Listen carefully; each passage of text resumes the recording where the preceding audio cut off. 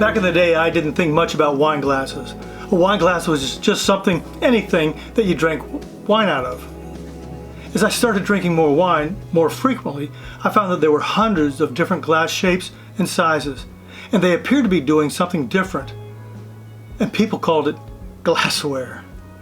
In this video, we're going to look at and learn about the anatomy or parts of a wine glass and what they do.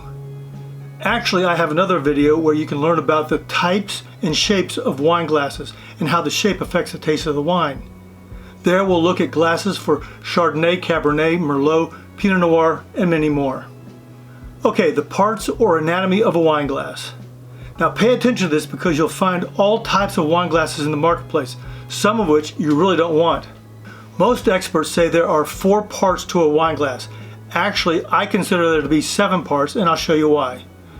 The first part is the rim or lip. There are cut edge and rounded edge lips.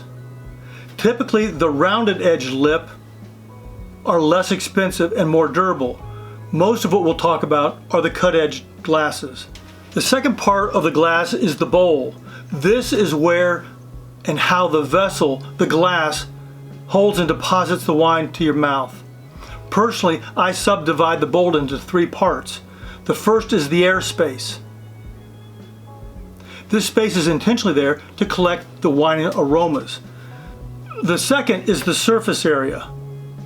For us, this is not so important, but when assessing or evaluating wine, the very edge of the surface area next to the glass is a consideration. It's important to note that the broader the surface area, the more wine will be in contact with the air. This allows the wine to open up so that you can have more flavor from the wine. The third part of my bowl subdivision is the volume. Volume is where the wine is. You know, as a side note, people frequently ask me, how full do you fill your wine glass? Actually, we'll take a look at that in a short video called, are you ready for this? How full do you fill your wine glass? The third part of the glass is the stem or stemless. We'll look at the stem first. A wine glass is designed to be held by the stem. If held by the bowl, your fingers and hands will affect the temperature and taste. The wine gets warmer quicker and it loses its flavor. It gets flabby quicker. It's not as enjoyable.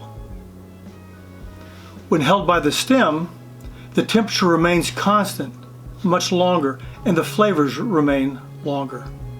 Here's a suggestion. When you're at a social function drinking wine, I'd recommend you get in the habit of holding your wine glass by the stem. Your wine is going to stay fresher much longer. When it comes to the stemless, the key thing to remember is you're holding the glass by the bowl. This means the wine gets warmer quicker, it loses its flavor, and gets flabby quicker. But it's really convenient. When it comes to stemless, I tend to use smaller glasses. The thing about that is you have to fill it more frequently, but your wine stays fresher and it's much more enjoyable. Let's get back to the stem for a minute. Stem glassware is made as 1 or 2 units. Let me show you what I mean. A 1-unit glass is a single blown or single molded unit. It's one continuous piece. Typically these are better quality and somewhat more expensive. You can actually feel that it's smooth at the junction. A 2-unit glass is when the bowl is attached to the stem in one spot, melting the bowl to the stem. You're able to both see and feel where the two come together. A word to the wise.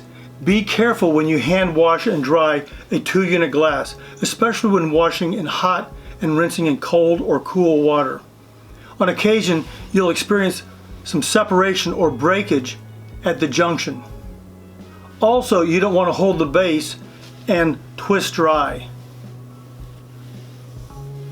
Hold the glass by the bowl and dry. That way, you'll minimize breakage.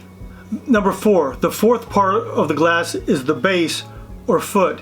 It's pretty utilitarian and straightforward. The base is designed for stability. The bigger the bowl and the taller the glass, the broader the base needs to be. By the way, don't buy a big tall glass with a small base. If you do, expect to see wine all over your table. Well, there you have it. You've got all the essence of what wine glassware is all about, and the anatomy of a wine glass. Use it to your advantage and let me know if you have any questions. If you like the video and have any more questions, let me know in the comments below. Subscribe and ring the bell to turn on notifications to make sure you never miss out on any of these weekly wine tips.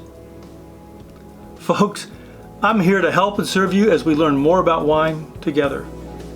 Until next time, cheers.